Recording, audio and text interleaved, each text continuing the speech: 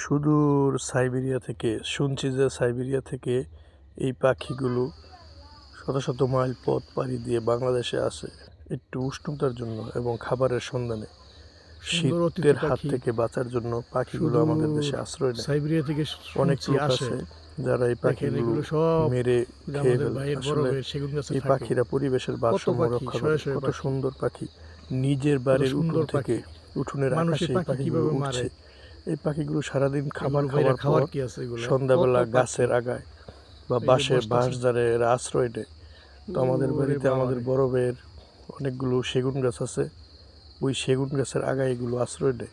অনেক পাখি, শয়ে শয়ে পাখি, কয়েকশো পাখি, মানে রাত্রে যখন এগুলো কোনো এক কারণে হয়তো মনে হয় যে মানে কোনো একটা কারণে ওর ভয় পাইলে ওরা যখন উড়াল দেয় মনে হয় কী করে মানে সব ধ্বংস করে নিয়ে যেতেছে, মানে একটা তুফানের মতো হয়ে যায়।